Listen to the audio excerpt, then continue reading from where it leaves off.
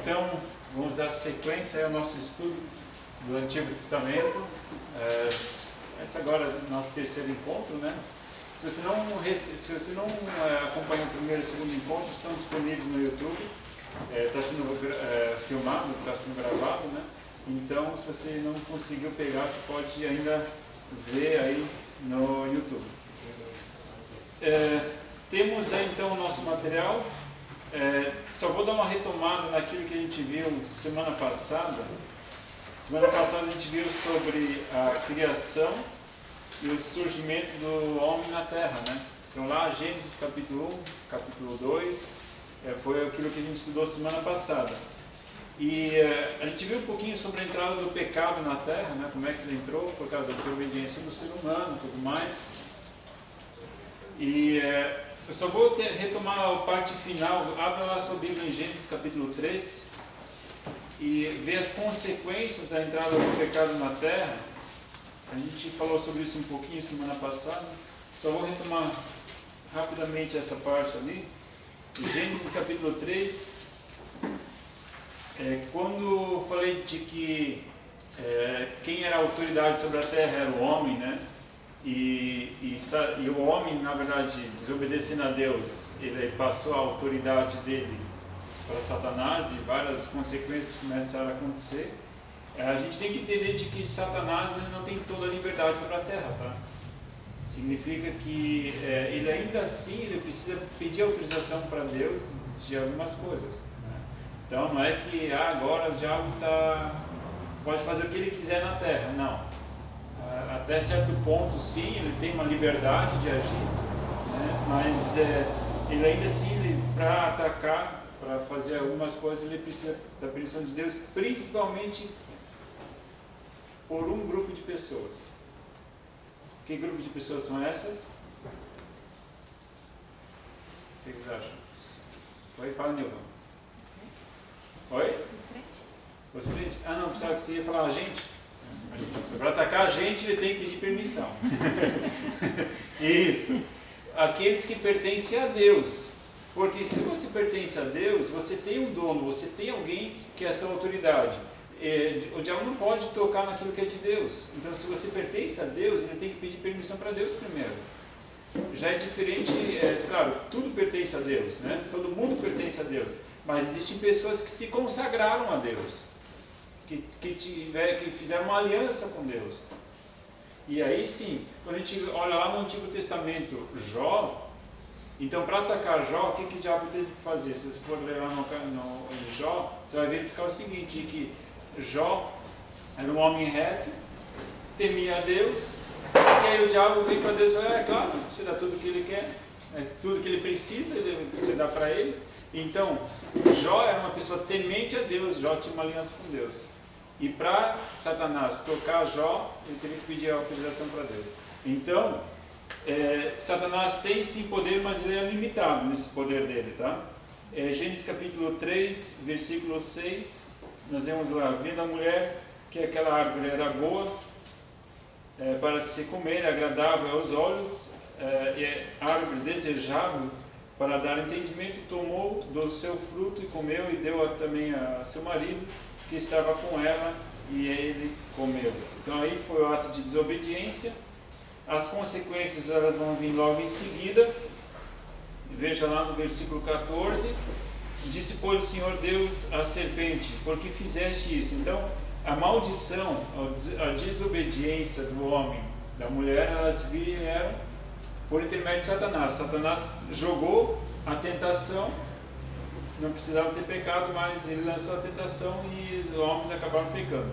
Aí diz lá no versículo 14, disse, pois, o Senhor Deus à serpente, porque fizeste isso? Maldita é entre todos os animais domésticos e entre todos os animais do campo, sobre o teu ventre andarás, o pó comerás todos os dias da tua vida. E por inimizade entre ti e a mulher, entre a tua descendência e o seu descendente, este te ferirá a cabeça e tu lhe ferirás o calcanhar.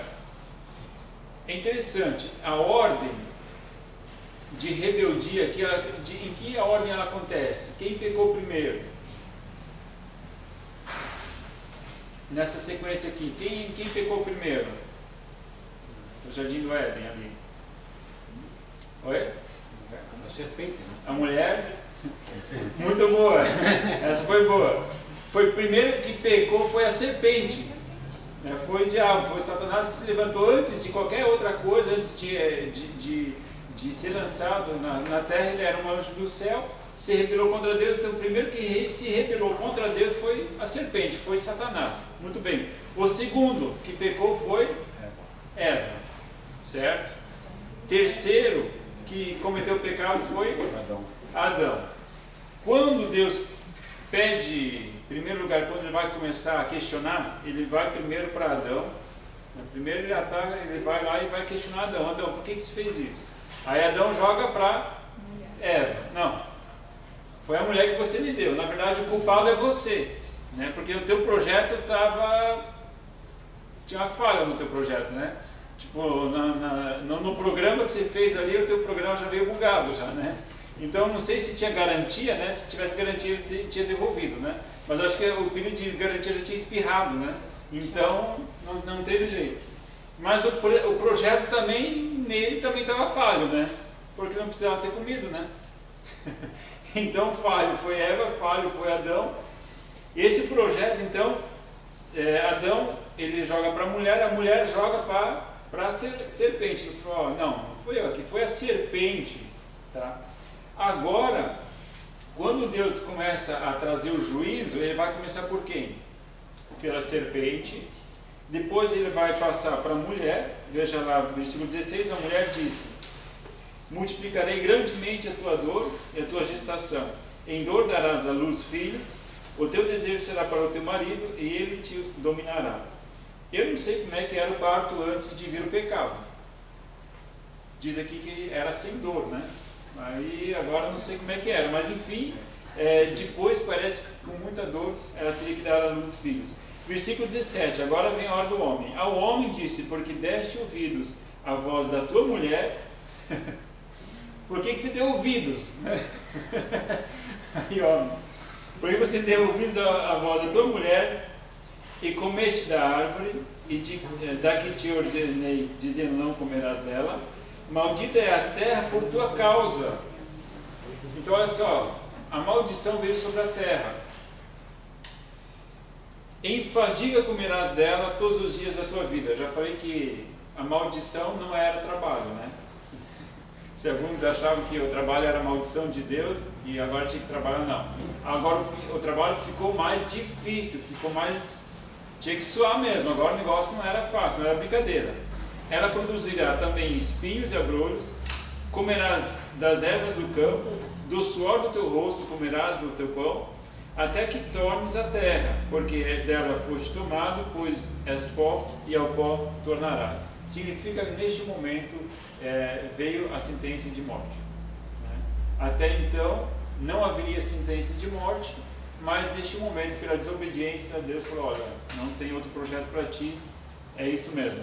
Chamou o homem a sua mulher Eva, porque era mãe de todos os viventes. Fez o Senhor Deus vestimentas de peles para Adão e sua mulher e os vestiu. Muito bem. Esse texto vou dar um destaque especial porque tem alguns engraçadinhos, né? Que dizem que para que usar roupa? Porque a roupa é o ser humano que inventou por causa do pecado, né? Então, se Deus me salvou, se eu sou liberto, né? Então, para que usar roupa se Deus já me santificou? Né? Bonito isso, esse pensamento assim, interessante, né?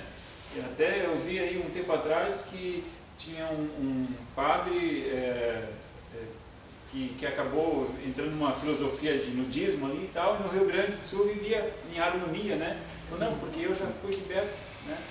Esse conceito de pecado, Deus me santificou, me purificou, né? Só que erram aqueles que acham que as roupas vieram por causa do pecado. Claro, vieram por causa do pecado porque o homem até então não sentia vergonha, porque ele tinha pureza nos olhos e tinha pureza na mente, tá? Só que, o que acontece?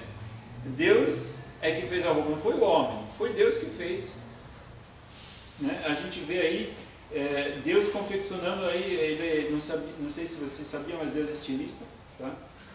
A prova disso você tem aí na Bíblia, Então, versículo 21, fez o Senhor Deus vestimentas de peles para Adão e a sua mulher e os vestiu. Do que Deus fez a roupa? De pele. Significa, o que aconteceu? Você sabe que o animalzinho não dá a pele assim de graça, né? Alguma coisa custa para o bichinho dar a pele, né? Geralmente custa o quê? A vidinha dele, certo? Então o que aconteceu? Deus, de uma certa forma, fez um sacrifício, um animal, derramou o sangue dele para cobrir a vergonha do pecado do ser humano. Foi o primeiro sacrifício por causa do pecado. O próprio Deus fez o sacrifício, né? Uma vida teve que deixar de existir para pagar o preço da vergonha do pecado.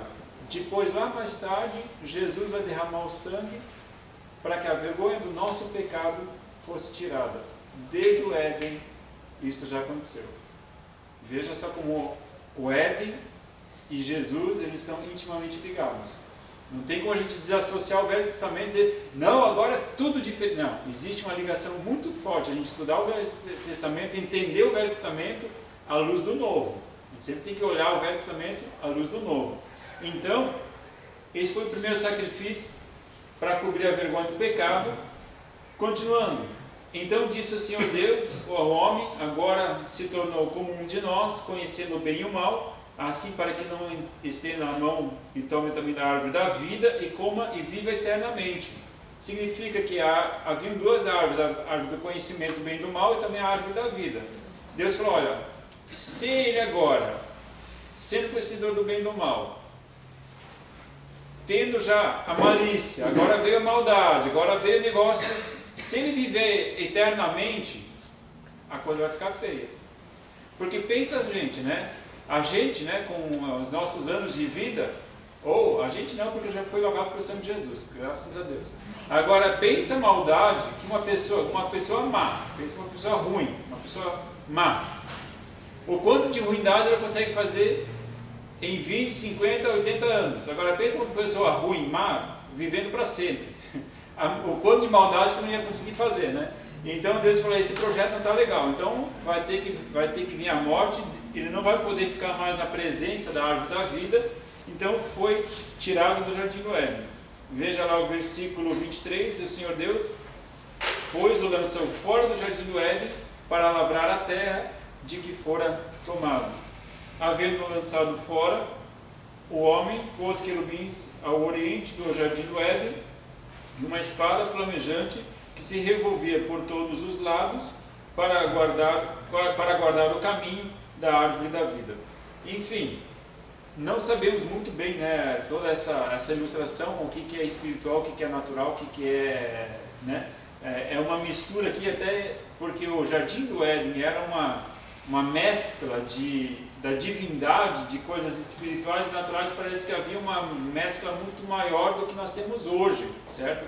A comunhão que o homem tinha de conversar com Deus face a face era diferente do que nós temos hoje, tá? Então, o que a gente vê, uma consequência aqui, é justamente uma diferenciação. Agora não existe mais essa intimidade com Deus, não existe mais essa proximidade com Deus, tá? Existe agora uma limitação que depois a gente vai ver com Jesus, isso é rompido novamente. A gente tem hoje uma intimidade muito maior do que as pessoas no Antigo Testamento, de orar e conversar com Deus. Essa liberdade não era no Antigo Testamento, tá? Mas então a gente vê que algumas coisas sim ficaram, certo? Porque a gente não tem acesso à árvore da vida eterna. A gente vai ver lá em Apocalipse que essa árvore ainda existe, ela está ao alcance daqueles que estão no céu, certo? Então lá no céu a gente vai ser novamente apresentado a árvore do conhecimento do bem e do mal. A árvore da vida. Muito bem. Essa raiz de maldade, ela contagiou os filhos de Adão e Eva. A gente logo vê o primeiro assassinato acontecendo, né? Caim e Abel, os dois filhos de Adão e Eva, o filho mais velho Caim, o filho mais novo Abel. Cada um foi trazendo sacrifício, tá? Caim, ele era agricultor, Abel, ele era pastor, pastoreava rebanho de ovelhas, enfim. E o que eles fizeram? Cada um ia fazer um sacrifício a Deus, certo? Então essa ideia de sacrificar algo, dar algo para Deus, não é só no nosso tempo hoje que as igrejas tanto pregam, não, você tem que dar, né? O ser humano parece que em si já tem algo no coração de querer oferecer algo para Deus, tá? Então a gente não tem que ficar fazendo campanha e tem que ficar exigindo que as pessoas deem, elas vão dar voluntariamente, se elas estiverem apaixonadas por Deus, certo? Eu me dou, então se eu me dou por completo, certo? E se eu sei que o que eu estou fazendo é para Deus, então eu não vou economizar. Muito bem, voltando ao nosso assunto então, Caim e Abel, cada um deu algo para Deus. O que Abel fez? Pegou o melhor animal do rebanho dele, desse animal ele matou o animalzinho, tirou as melhores partes desse animal e do que tinha de melhor ele ofereceu a Deus. Então ele fez um fogo, colocou as coisas sobre o fogo e a fumaça subiu. Caim viu isso e pensou, cara, vou fazer um negócio, também vou trazer uma oferta para Deus. Diz a palavra de Deus que ele foi lá no jardim, olhou, tem umas frutinhas aqui, tá? Olha só que fruta legal aquela. Mas essa aí é tão grande, tem uma outra aqui já meio, né, tá passando do tempo, pegou uma meio passadinha, pegou uma outra lá meio, né, o bichinho já tinha dado uma furada nela e tal, então catou alguns frutos, né, veja lá, o versículo 4, né, 4:4, Abel também trouxe dos primogênitos, primeiro quem sacrificou foi o versículo 3, primeiro quem trouxe sacrifício foi Caim. Ao cabo de dias trouxe Caim do fruto da terra uma oferta ao Senhor. Então ele pegou do fruto da terra, claro, ele deu daquilo que era dele, daquilo que ele cultivava, ele trouxe sacrifício a Deus e pronto. Aí Abel viu e fez o sacrifício, mas o que ele fez? Abel também trouxe o primogênito das suas ovelhas. Primogênito significa o primeiro nascido, né? Ele criava ovelhas, poxa, daquele primeiro que nasceu, ele pegou esse, né? Das suas ovelhas e da sua gordura, que era a melhor parte, atentou o Senhor para Abel e para a sua oferta, mas para Caim e para a sua oferta não atentou. Então diz que a atenção de Deus foi atraída. Quem atraiu a atenção de Deus? Abel. E parece que Caim não conseguiu atrair a atenção de Deus. Veja só, irou-se Caim fortemente e descaiu-lhe semblante. Nessa hora Caim ficou desanimado. Olha só, meu irmão, e irmão é coisa ruim, né? Como dá briga entre irmãos. Isso desde a primeira família, irmão, a coisa já pegava. Já, né? Mas não precisa matar, tá? Dá para resolver diferente. Enfim, continuando. Então, lhe disse o Senhor, olha só, Deus falou com Caim. Por que te iraste e por que descaiu o teu semblante? Por que está magoado aí? Está de bico?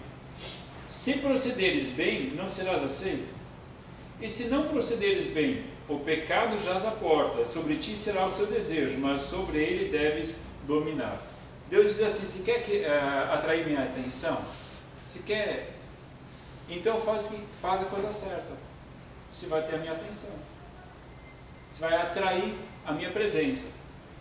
Mas Deus já falou, olha, mas se você não, cuidado que o pecado está na porta, está ali, ó, e se você não cuidar, ele vai entrar.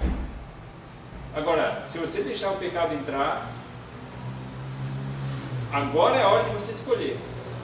Então, Deus chama a atenção de Caim. Caim, ó, pensa no que você vai fazer. Você quer atrair minha atenção, quer que eu me alegre contigo, beleza? Agora é a hora. E o que acontece? A gente sabe então que Caim ignora a voz de Deus, simplesmente fala para o irmão, né, que ele quer caminhar com ele no campo, quer mostrar alguma coisa, e lá ele pega e acaba assassinando o irmão.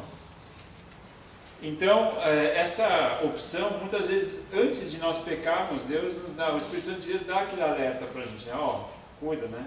Cuida que agora é a hora de você escolher. E esse é o momento onde nós podemos atrair a atenção de Deus ou não, né? Ou afastar ela. Muito bem. Vocês vão ter lá uma genealogia, capítulo 5, Onde eu queria chegar no capítulo 6, o dilúvio, que é sobre a lição de número 2, que é sobre o dilúvio, né?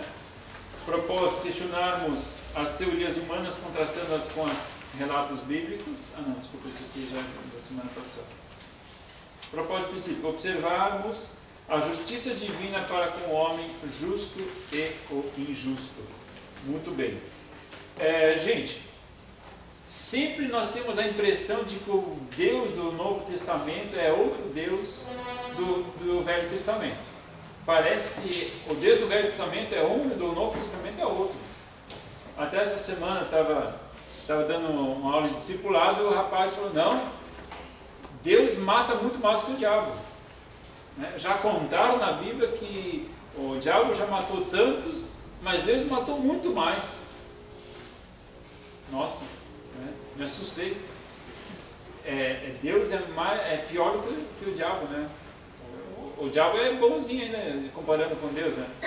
Então, essa ideia de que o Deus do Antigo Testamento é diferente do Deus do Novo Testamento é errada. Porque o mesmo juízo que Deus trouxe sobre o Antigo Testamento é o mesmo juízo que Deus vai usar para julgar o Novo Testamento, a nós também. Então, Jesus mesmo disse que nos últimos dias vai ser como nos dias de Noé. Significa que o mesmo parâmetro que Deus usou nos dias de Noé para julgar as pessoas, é o mesmo parâmetro que Ele vai usar para julgar as nossas sociedades hoje. E as sociedades que se diga, não somente aqueles que temem a Deus, mas sim todas as pessoas, mesmo aqueles que não temem a Deus, vão encarar o juízo de Deus. A Bíblia diz que todo joelho se dobrará. Não só aqueles que creem em Deus, que acreditam em Deus, esses vão dobrar o joelho, mas diz ali que todo o joelho se dobrará. Mesmo aqueles que dizem, não, Deus não existe. Ou, Deus é aquele bom velhinho, né, que está lá no céu, que embalou a terra e deixou ela e tirou férias. Né? Todas as pessoas vão se prostrar diante de Deus. Então, pensando nisso, a história de Noé é uma história para os nossos dias. Ela é uma história muito atual. Porque o próprio Jesus usou a história de Noé para ilustrar daquilo que irá acontecer no juízo final ou nos últimos dias. Como é que estava a situação das pessoas no período do dilúvio, ou antes do dilúvio? Veja lá no capítulo 6. Como os homens começaram a multiplicar-se sobre a terra e lhes nasceram filhas, viram os filhos de Deus que as filhas dos homens eram formosas, e tomaram para si mulheres de todas as que escolheram. Então disse o Senhor, não permanecerá o meu espírito para sempre com o homem, mas este é mortal. Os seus dias serão 120 anos. Havia naqueles dias gigantes na terra, e também depois, quando os filhos de Deus conheceram as filhas dos homens, as quais lhes deram filhos. Estes foram valentes, os homens de renome que houve na antiguidade. Até aqui para a gente entender algumas coisas. Haviam dois grupos de pessoas sobre a terra. Que dois tipos de grupos eram esses? Tá? A Bíblia não é muito específica nesse sentido. Tá? Haviam aqui os filhos dos homens e os filhos de Deus. Então, filhos do homem e filhos de Deus. Dois grupos. Alguns dizem que esses filhos de Deus eram anjos ou demônios. Tá? E que os filhos dos homens, demônios, viram que as filhas, como ele diz aqui, para não falar, nasceram filhas, né? Viram os filhos de Deus, que as filhas dos homens, as filhas dos homens eram formosas, e tomaram para si mulheres de todas as que escolheram. Então, que seria um híbrido entre espírito, né, e humano. Então ia ser uma coisa meio híbrido entre um negócio meio demoníaco e meio humano, assim, um negócio meio estranho, né? E esses eram os gigantes. Essa doutrina ela é completamente antibíblica. Né? Em que sentido? Todos os espíritos eles são assexuados, tá? Eles não têm sexo.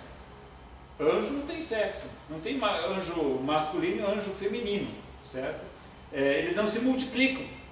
Tá? Eles não são seres que se multiplicam. Imagina só se o demônio se multiplicasse, a coisa ia ficar feia, né? Porque saiu um terço do céu, um terço se multiplicando, dali a pouco, né? Assim também os anjos não se multiplicam. Deus criou, Deus é o Criador, Ele fez. Tá? Então não existe anjo macho, anjo fêmea, também não existe demônio macho nem demônio fêmea, né? Porque se anjo tivesse macho e fêmea, demônio também ia ter, porque são os anjos caídos que saíram do céu. Então essa teoria não está certa. Agora, o que a gente pode ver é que sempre houveram dois grupos sobre a face da Terra que até hoje estão aí, que são o quê?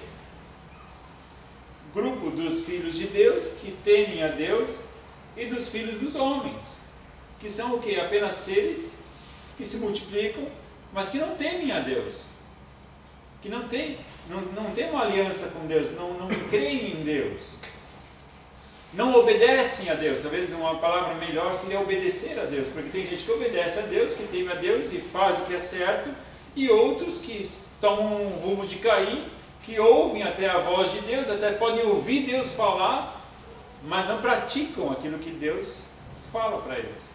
Essa é a grande diferença desses dois grupos de pessoas. E o que acontece?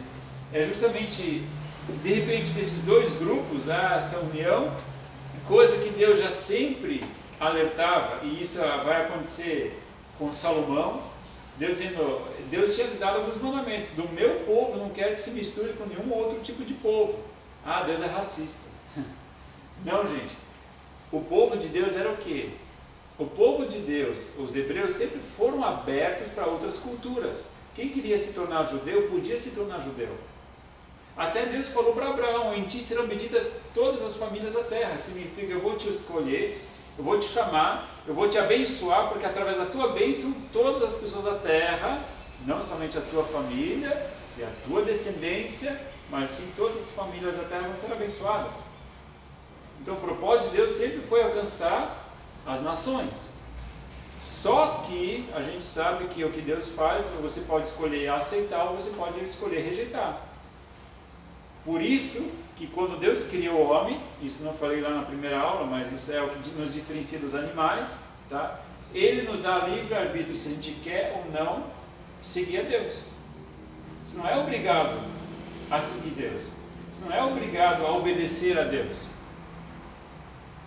Tá? Isso nos diferencia dos animais. Ele nos deu um intelecto e uma livre escolha. Nós temos escolha. Quer viver a tua vida do teu jeito? Pode viver. Só que Deus sempre alertou: você sempre vai ter que o quê? Arcar com as consequências. Pode viver do jeito que se quiser, pode, mas sabe o seguinte, que toda semente vai dar o seu fruto. E um dia você vai colher. A gente tem que estar preparado para isso.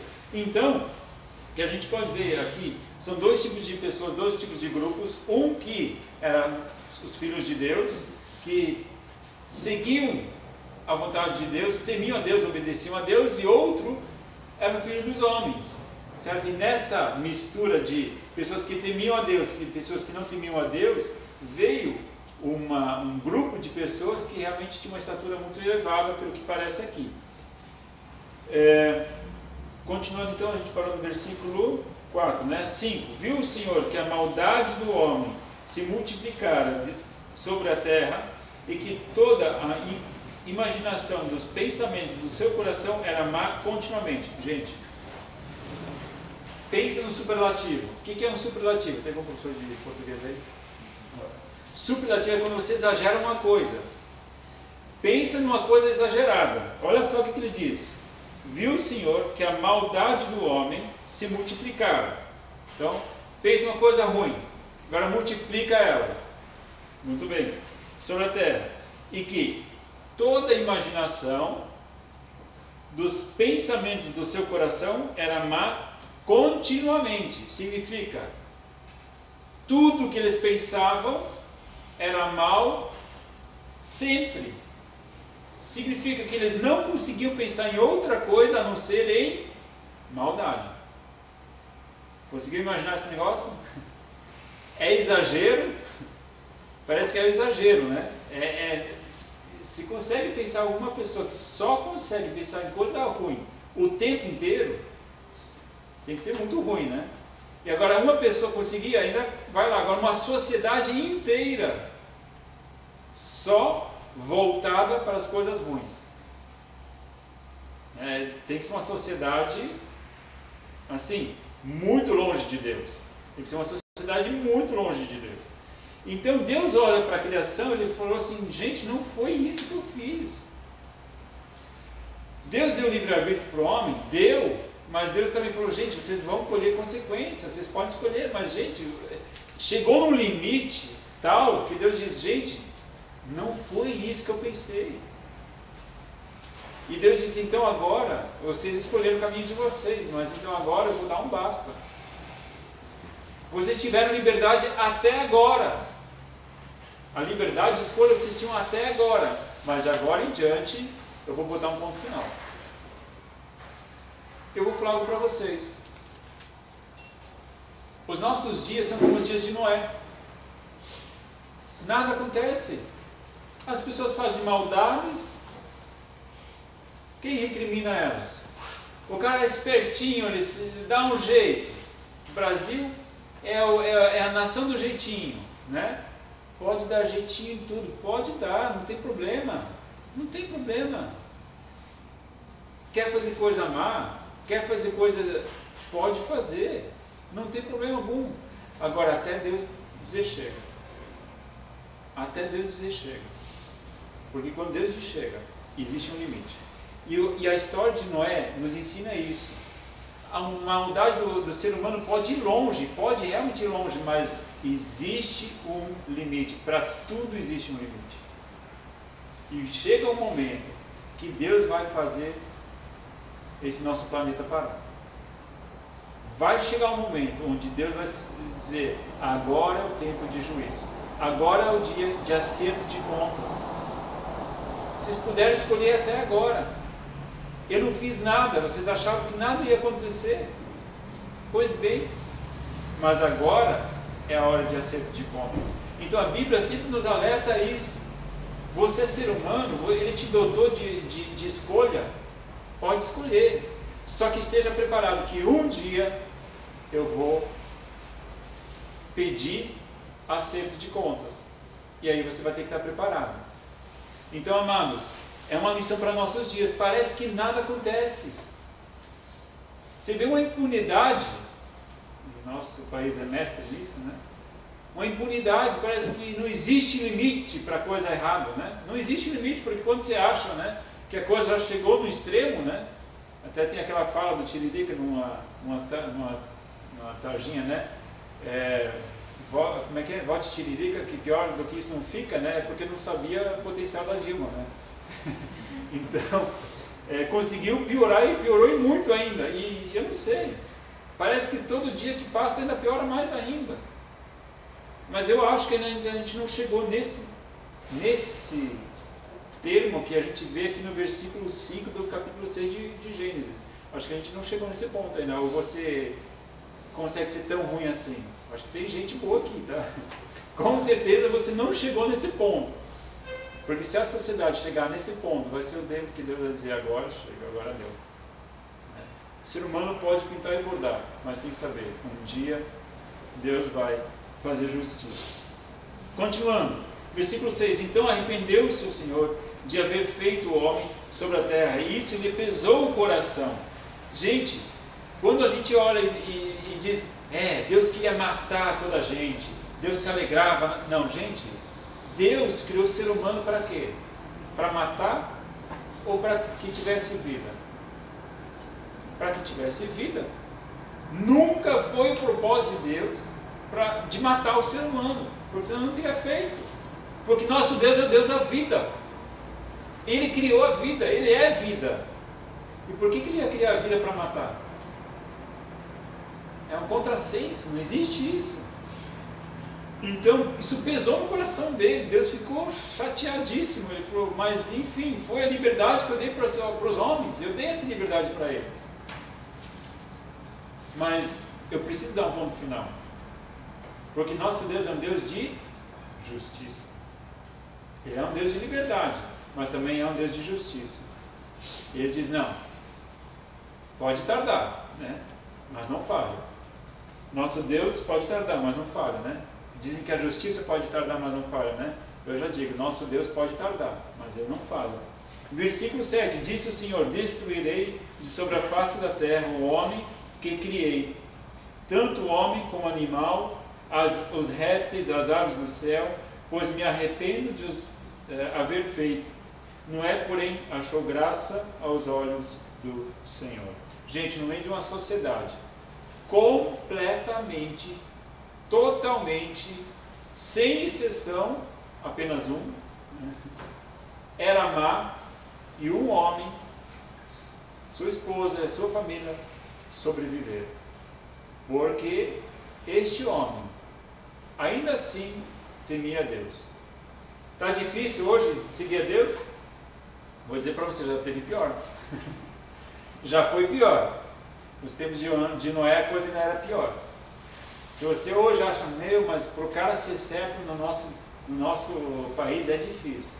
É difícil. Poxa, mas para ser certinho nos nossos tempos está complicado. Está complicado, você concorda? Mas já foi pior. Então, se Deus deu graça para Noé, com certeza Ele vai dar graça para você e para mim também. Amém? Muito bem. Então, Noé achou graça aos olhos de Deus. Só uma observaçãozinha nesse quesito que muitos teólogos esbarram e talvez você já deve ser questionado, né? A gente leu algumas vezes aqui, e Deus se arrependeu, né? Diz ali, versículo 6, então arrependeu-se o Senhor de haver feito o homem. Outra vez, pois me arrependo de os haver feito. Poxa, se Deus é Deus, e até existe um texto na Bíblia que diz que Deus não é homem para que se arrependa, como é que a Bíblia aqui também diz que Deus se arrependeu? Porque se ele já sabia de todas as coisas, ele sabia que o homem ia se tornar mal. Por que então aqui ele diz, poxa, olha aí, me arrependo de ter feito? Então existem algumas linguagens na Bíblia que muitas vezes, como é que eu vou explicar uma coisa, uma decisão que alguém toma, de repente ele toma uma outra decisão, sem que houvesse arrependimento. Por exemplo, Deus diz, vou criar o ser humano para que viva. Daqui a pouco Deus vai falar, não, agora eu vou ter que matar o ser humano. Significa que ele se arrependeu. Tá? Então é uma linguagem humana para expressar um propósito divino. Então é uma mente humana tentando explicar uma ação divina. Lógico que Deus já sabia, né? Quando, por exemplo, Adão e Eva pecam e Deus sai chamando Adão para o jardim. Adão, onde é que você está? E Adão se escondeu lá atrás do arbusto, né? Leia a Bíblia que está lá, tá? Adão se escondeu atrás do arbusto, até cozeu, né? Cozinhou lá umas folhinhas, acho que era de figueira, se não me engano, né? Tá lá, tapou a vergonha dele, está com muita vergonha, né? Cozinhou lá umas folhinhas lá para tapar a vergonha dele. Será que Deus não sabia onde é que Adão estava, que ele tinha que ficar chamando? Adão, onde é que você está? Às vezes os pais não fazem assim quando as crianças fazem coisa errada, não fazem assim também? Pedrinho, onde é que você está? Claro que ele já viu o pezinho dele atrás da porta, lógico. Mas o que se faz? Por que se faz isso? Para dar chance para o Pedrinho dizer, papai, foi mal, tá? Quebrei o vaso. Porque o pai já viu o vaso quebrado. O pai já viu aquela bola encostada no canto. O pai já viu o pezinho dele debaixo da porta, já sabia o que tinha acontecido. Mas por que o papai faz isso? Para o Pedrinho dizer, aí pai, fui eu, pequei, errei. Então Deus, ele chama Adão para o jardim para ver. Pô, Adão, vamos ver, assume, só assume. E Adão não assumiu. Aí Deus chama Adão, bota ele na frente dele, e quando Deus então fala diretamente, Adão, você fez, pela segunda vez, chama a atenção, Adão, você foi a mulher que se meteu. Ou coisa difícil é nós, seres humanos, reconhecermos. Ó, fui eu que quebrei a vidraça, fui eu que chutei a bola, fui eu que me escondi depois, fui eu que estou com vergonha agora que eu não quero aparecer. A gente é assim, foge da culpa. Eu vou falar algo para vocês. Deus está próximo de quem? Dos humildes e dos quebrantados. Quebrantados. Quem é o quebrantado? É aquele que reconhece a miséria que é. E Deus está perto de ti. Porque você é um quebrantado. Por isso que Deus está perto de ti. E por isso que Ele te ama. E por isso que Ele não desistiu de ti ainda. Amém? Muito bem. Continuando então. Vemos então aqui a maldade do ser humano. Deus tomando a decisão, então vou ter que exterminar. Não foi alegria para Deus fazer isso, não foi desejo dele, não foi para isso que Deus criou. Não, acho que alguém mexeu no relógio. Eu aposto que alguém deve ter mexido no relógio, não pode. Muito bem. Vou ter que dar uma corrida agora e deixar um pouquinho para a semana que vem então, tá? O propósito de Deus então era a vida do ser humano, mas ele teve que tomar uma decisão drástica, porque Deus é um Deus de justiça, tá? E por isso que ele trouxe o juízo. Por que Deus destruiu o ser humano com a água? O porquê eu não sei, né? Mas era o material que mais tinha sobre a face da terra. A gente viu lá da criação de que antes que viesse a terra, a parte seca, o que tinha? Água.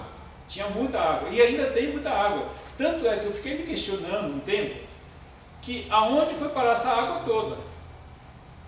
Porque eu acredito que se Deus cria a matéria, Ele não faz a matéria desaparecer do nada. Eu sou um cara meio, eu gosto de ficar questionando, talvez vocês já viram, eu questiono mesmo. Mas eu sempre questiono com muito temor a Deus, né? Deus, você tem razão, não adianta, eu não vou discutir contigo. Mas de alguma forma, essa água toda que inundou o planeta, ela está por aí. Deus não fez ela sumir. Talvez ela está no subsolo, existem partes muito grandes congeladas.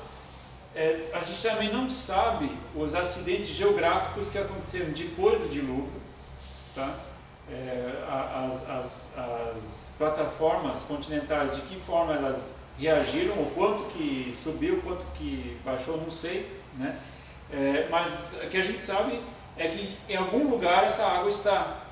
Eu já ouvi falar também de que até no próprio rio Amazonas, o rio que corre em cima, subterraneamente, existe um rio que corre na direção contrária. Existe um rio subterrâneo debaixo do rio Amazonas que corre na direção oposta, mas esse rio ele está numa faixa de cascalho, lógico que não é tudo oco lá embaixo, e o rio, né, correr numa velocidade, ele se desloca numa velocidade bem menor. Essa água ela se movimenta de uma forma bem menor, mas ela está numa camada de cascalho muito larga, então existe uma certa rotatividade dessa água. Cientificamente não sei ainda, eu não lembro mais em que revista que eu li isso. Mas concluindo, eu acredito que essa água está em algum lugar, seja ela congelada nos polos, enfim, se derretesse tudo. Se toda a água, e a Bíblia fala sobre isso, se toda a água do subsolo, porque ali a água não caiu só da chuva, se você for verificar as fontes, elas vieram à tona, então toda a água do subsolo ela subiu. Então, não sei calcular isso, tá? Quanto de água que precisaria para afundar o planeta, tá? Alguns aí tem duas teorias, tá? Que a inundação foi local, certo? Então, não que todo o planeta tivesse sido inundado, mas que localizadamente, tá? No Oriente Médio, na região da Mesopotâmia e região do Oriente Médio, o crescente fértil, que chamavam, aquela região tivesse sido inundada. Gente, eu não estava lá, não sei. Se eu tivesse lá, eu poderia, né, de repente saber alguma coisa, mas não sei. Claro, lógico, a nossa mente, né, nós poderíamos de repente ter mais facilidade e acreditar de que só houvesse uma ação local. Só que agora eu vou jogar um outro dado para vocês. que vai nos fazer pensar um pouquinho além. Não sei se vocês já foram para Mafra, eu já falei de Mafra na aula passada. Mafra fica a quantos metros de altitude aqui a nível do mar? Alguém de vocês sabe? São Bento fica a 980, né? 980, beleza. Mafra é mais para frente, é um pouquinho mais alto, deve ser um pouquinho mais alto, não sei se deve chegar a 1000 lá, não sei. Vamos usar a altitude aqui de São Bento, 980, tá? Foram encontrados em Mafra peixes petrificados, presos em rocha do mar. Como? Na região de Mafra, eles estavam escavando para abrir uma rua e encontraram rochas. E dentro dessas rochas tinha peixes petrificados. E eles eram de água salgada. Então, como é que o peixe de água salgada foi parar lá em Mafra, que deve dar quase 1000 metros de altitude, diferente do que do nível do mar? Não sei.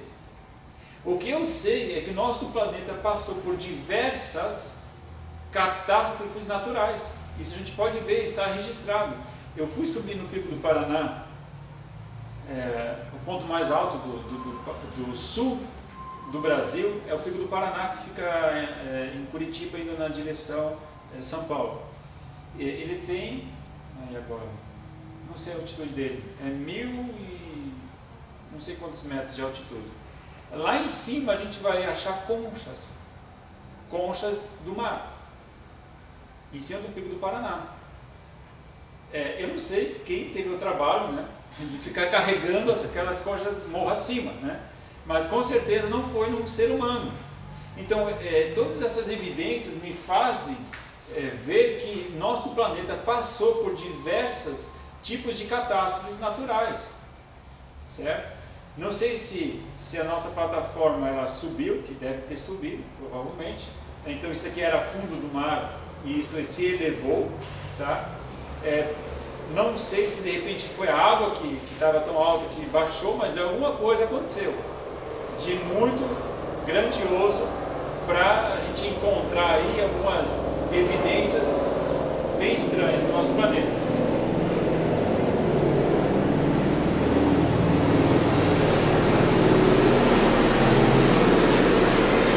Vou esperar o tempo passar. Tá. Semana que vem a gente vai dar mais uma olhadinha aqui na Arca de Noé. E aí a gente vai ver também sobre a Torre de Babel. A Torre de Babel é uma história mais curta, a gente vai conseguir passar com mais facilidade, então não tem problema. A gente vai terminar a aula sobre a Arca de Noé e aí a gente vai para a Torre de Babel. Pode ser? Vai ter que ser assim, né? Não adianta. Tá joia? Vamos terminar com uma oração ainda? Pai, nós não entendemos todas as coisas na Tua Palavra, mas algumas coisas nos ficam muito claras, de que Tu és um Deus de justiça. Papai, dê-nos cada vez mais temor a Ti, porque nós vivemos uma sociedade sem temor, uma sociedade que está se perdendo no meio de tanta maldade, tanta falcatrua, de tanta mentira, meu Deus. Parece que o diabo é que está governando o nosso mundo, e realmente é assim. Parece que o nosso mundo, ele é o que a Bíblia diz, que ele jaz no maligno, ele morre no maligno. Mas, papai, obrigado que você nos escolheu para fazermos diferença em nossa sociedade. Pai, em nome de Jesus, dá-nos cada vez mais da Tua graça, para que possamos, ainda assim, no meio de uma sociedade completamente desmantelada e destruída, vivermos como sal e luz, para brilharmos a Tua justiça. Em nome de Jesus. Amém. Até semana que vem. Deus abençoe.